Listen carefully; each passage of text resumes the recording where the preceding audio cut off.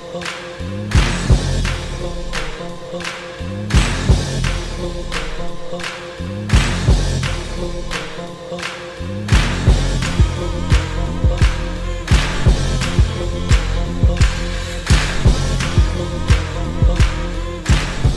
afternoon, Gerald. Good afternoon. How are you doing today? I'm just fine. Thank you for taking this interview with us. It's a pleasure. Soul Radio USA, Cindy Big Dog Colson, along with my friend, my partner, Steve Harris. Oh, yes. Nice to see you again. Good to see you, Steve. So, Gerald, what brings you to California today? Hollywood? Yeah, we're performing tonight at the LA County Fair. And I'm looking forward to it. This is our second time. And it's great. I'm looking forward to it. Wow. Man, when Steve told me that you were going to be here and Doreen called us, basically we said we had to interview you. Thank you. And so I just wanted to get the audience to know, where did you start? How did you start? I started actually singing. I guess I started singing around 4 or 5 years old. And my uncle, the late Johnny Fields, is one of the founding members of the Five Blind Boys of Alabama. Well, his oldest son and I started singing together. We're first cousins. So, and actually, he's my uncle. So anyway, we started singing together, and we grew up singing together. And we formed a group called Gerald, Alston, and the New Imperials. And we sang all through high school. And then on the weekend, we were the Gospel Jubilee, and we sing in church.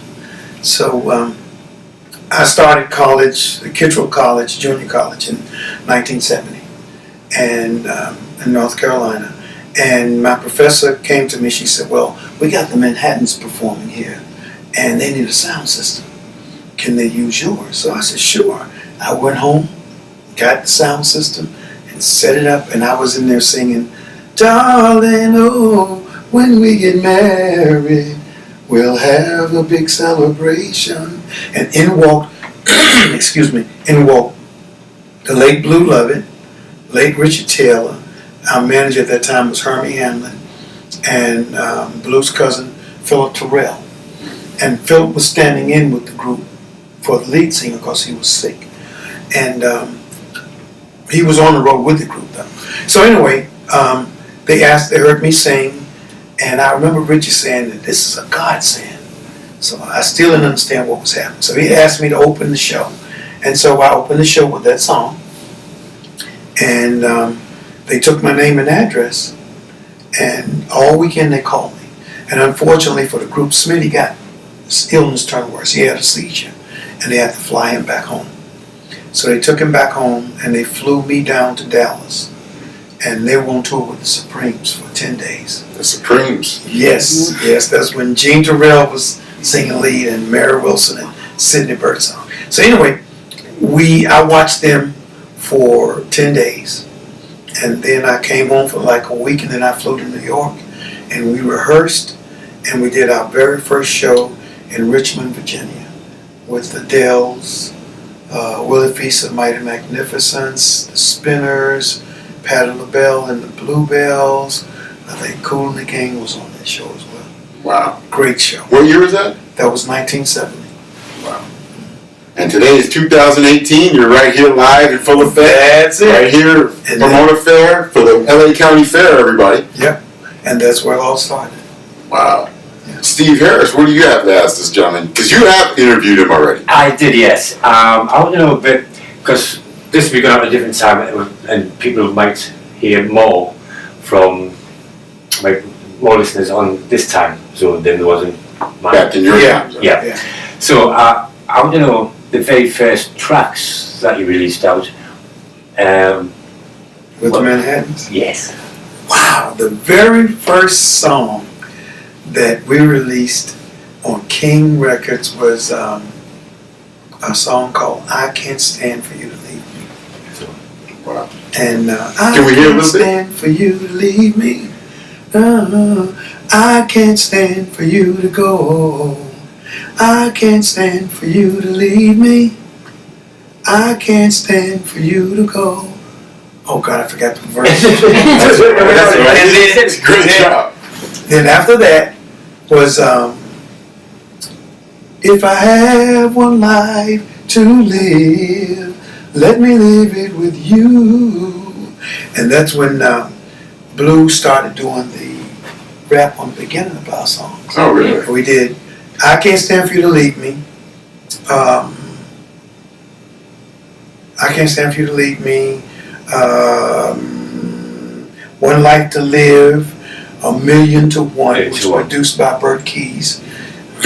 That was the first session I did where I did it with everybody. Yeah. Chuck Rainey was on bass. Richie T was on guitar. On bass. Eric Gale was on guitar. Pretty Purdy was on drums. Oh my God, I was just like in heaven. And he had the whole orchestra in the studio, and they put me in this booth over here, and the guys in the other booth. And we did $1,000,000 and we did it with one take with the orchestra. One take wonders. One take wonders. I'll never forget that. Oh my God, beautiful. And we did another song called Do You Ever Think of Me? Do you ever think of me when he makes love to you? Do you ever see my face while he's looking in your eyes? Yes, I know you do, and baby, I do too. Oh my gosh. Did you do writing? You writing? Yeah, I didn't write till later. Okay. But that was written by Marilyn March and Bert Keys. Okay.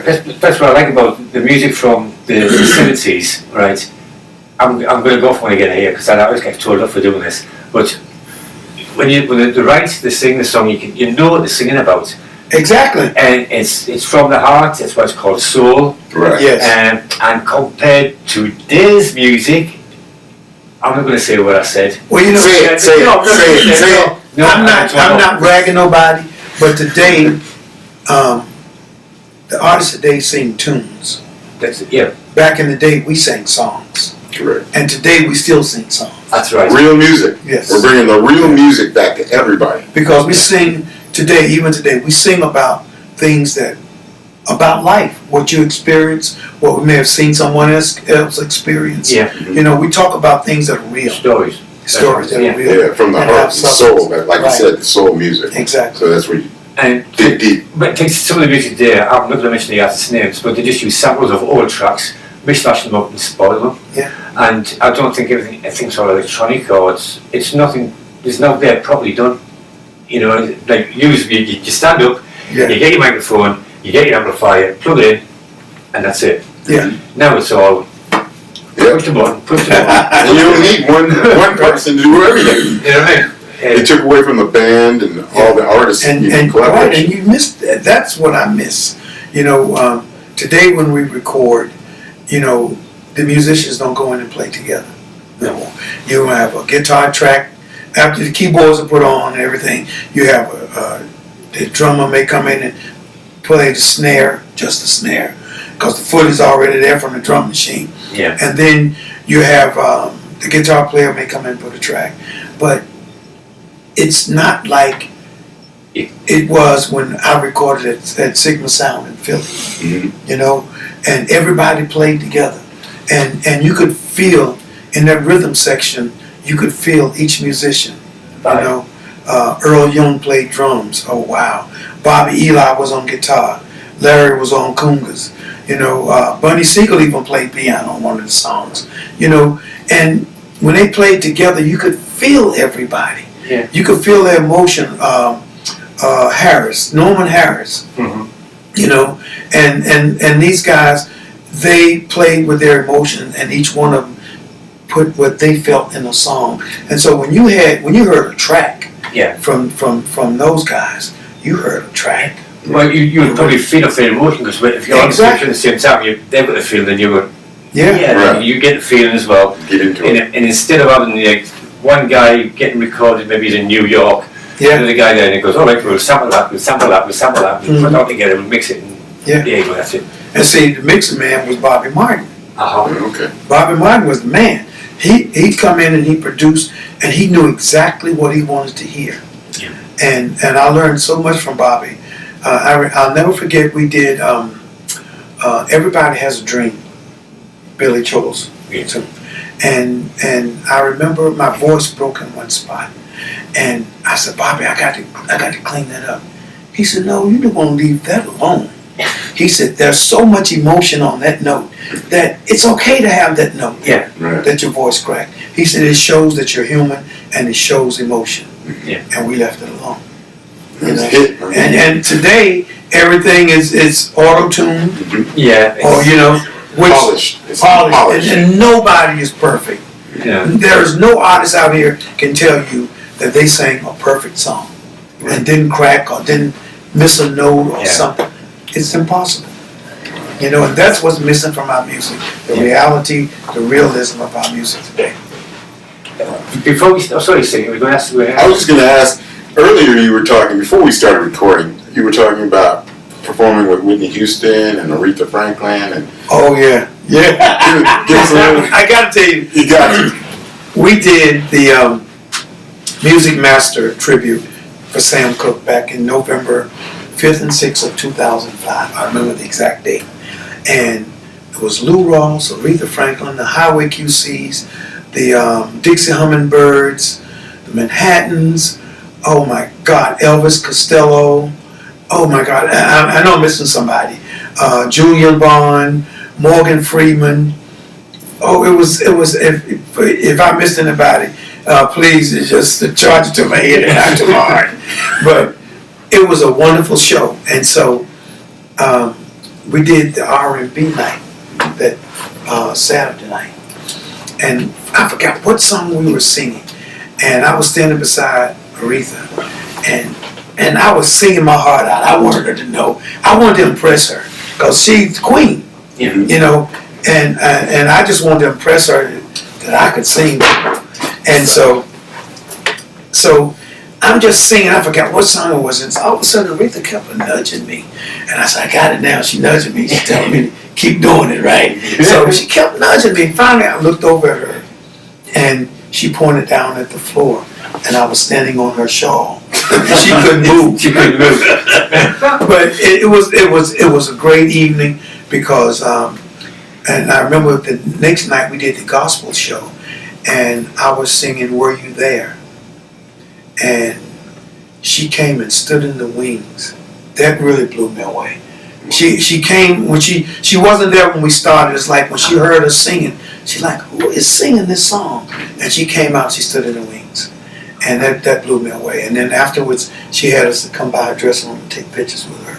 Okay. What year was that? This was 2005. Right. Wow. At the State Theater in Cleveland, Ohio. Okay. Yeah. Aretha Franklin's. Oh, well, Aretha's show. Yeah, I remember that one. So I'm going to throw another one out. Are you still? You're going to edit this, aren't you? Yes. That's sorry. After you start. Yes. Right. The day you were driving, I don't know if you did this already, when you were driving towards a concert, and you had 4 flat tires. Oh yeah, And- we was and going to you- Richmond. Yeah. And you lost the clothes on the top of the Right. Yeah, that's what I went. Yeah, that was. We mentioned something about it at my first show. And again, I'm gonna reiterate. That was my first show in Manhattan's, and we were driving. We had a van, and we had a driver. Our road manager, Walter Booth, was driving. This had to be the most miserable luck we've ever had. We drove. It took us 12 hours to get to Richmond. I'll never forget it as long as I live. We had 4 flat tires at different intervals. And on top of all of that, we had our costumes strapped to the top of the van in a great big bag, weather bag, and it blew off. Walter stopped the van, and he jumped out the van and just started running back down the New Jersey Turnpike. He ran about a mile. Really? And as he was going back north, this guy pulled up in his car behind us and had the bag. He picked it up, put it on the hood of his car, and just followed us. Then we saw us, and he gave it to us. We put it back on there. So finally, Walter got back, and we drove. We got to Richmond, and we were at the mosque in Richmond with again Kool and the Kings, Willie Feast and Mighty Magnificence, Patti LaBelle and the Bluebells, the Spinners, Manhattans, and the Dells. And we got there just in time, just before the Dells went on. And the promoter, we walked in the door and the promoter said, well, you're not going on and I'm not going to pay you. And this is where I learned, this is the point where I learned the camaraderie that we had, the artists of our caliber have. And Marvin Jr., the Dells, was standing there, and he told the promoter, if you don't let them go on, we aren't going on. And they were headlining. He said, these guys been through hell getting here today. Yeah. And the least you could do is let them go on and pay them. Yeah. And Marvin said that we are not going on. And when he said that, Yeah. Mickey, Johnny, Chuck, and Vernon, they all agreed. Yeah. They weren't going on. So the promoter had to let us go on. That's unity. You know, that's where it was. Yeah. Yeah, and I've always will always remember that, and that was the beginning of a relationship that we have with the guys right to this day. Yeah. That's cool. You know, because and they taught us a lot because they were in the business before us. They've seen a lot of things, and they said you have to stick together on it. Sometimes you might lose, sometimes you might win, but you got to stick together. And I've learned from them, you know, and I got one experience I had. I got to tell you about it. I didn't share it. I used to, well, we toured with the Dells so much, and this particular night, I went in the room. We had recorded The Way We Were on our Love Talk album, and I walked in the room, and I'm just singing. I was gonna show the Dells that I could sing, and Marvin Jr. looked at me. You think you bad, don't you? You really think you bad? Just be quiet and listen. And they sang The Way We Were in 5-part harmony. Marvin singing lead, and it was really 4-part harmony. Yeah. But Marvin was singing the lead. Yeah. Oh boy, they just set me right down. I like say, right? They humbled me to a humble. But it taught me a lesson, you know, that you got to be open-minded. You have to listen. And they would also. There was another time when I was on stage with we sang with them, and I did a move on stage. I won't do the move, but I did a move on stage. And as soon as I came off stage, Johnny Carter said, "Little man," he didn't say it like that, of course, but I'm just gonna say "little man," talking real fast. When we get back to the hotel, you bring your behind to my room. I want to talk to you about something. What the hell was that you doing on stage? You know, I said, "Oh God!" And I got in this room, and he told me, he said, "It didn't look right." He said, "You're a professional. You got to be professional, and you have to carry yourself professional on stage."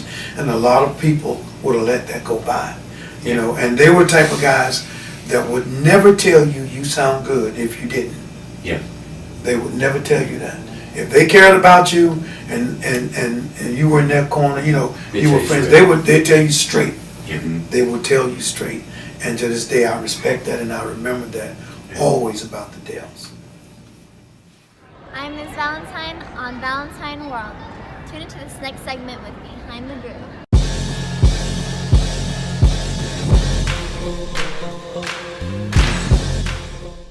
Johanna, what have you been working on? Well, I am a very determined person, and before I came to LA, I had a thought. I said, I want a show for myself. I want to be the host of a show. And I was going to auditions, castings here and there, and I was actually working in a commercial, and a guy come up to me and said, "Oh, TV Azteca is looking for a new face." And I said, "Can you get me an audition?" And he said, "Yes, that's what I'm telling you, because they're looking at a girl like you, and your skills, you're very outgoing, you like to talk to people, so they're looking for something like you." And I said, "Yes, I'd be happy if you get me in." So I got the audition, I went there, it was a sports show, it was for a sports show, and I don't know much about sports. Well, I'm Colombian, I love soccer, so I knew a few things, and I prepared my audition, and I prepared like 4 or 3 matches where I put things together, and it happened. They fall in love and they like my work, and I like them as well. Awesome people. And they invite me. They said, "Were you able to come for the next show? It's a live show." And I was like, "Yes, for sure." So I came as a guest the first time, and then they said, we want you in our show. And I started working in a show that I thought back in New York I'm going to have, and actually happened, and that was beautiful. And also I just launched as a producer with this documentary Inside. Is about meditation and awareness. And I love meditation. Me For too. yourself, yes. Me too. And we won 2 awards, one in New York and one here in LA. And What awards? one in LA was the best documentary, Uh-huh. and here in California it was a recognition for the outstanding work. They really liked the topic, and it was a beautiful work with kids. It's a type of meditation called extraocular vision, where they teach kids to see and read and interact with people completely full blinded, which is almost unbelievable until you see it, and it is very beautiful. So therefore I got these desires to keep producing, and now I am producing a new docu-series about animals, and one of them is dolphins, which I am fascinated by them. They are the most beautiful and smart They're intelligent, animals right? Yes. in this world, and I'm very inspired by them, and I want to show a few new things that maybe most of people don't know about them and about other animals and people and animals connections and all that. So that's what I'm working right now. It's funny that you say that, because one day when I was working with someone who's producing movies, we were joking around testing with the mic, and I was saying, what is your spirit animal? And I said a pink dolphin, because you know there are pink dolphins, Yeah. right? In the Amazon, so Yeah. yeah. Thank you, Vivian, for having me, and thank you guys for listening to my experience and giving me this time to show you who I am and what I love to do. Thank you. Thank you.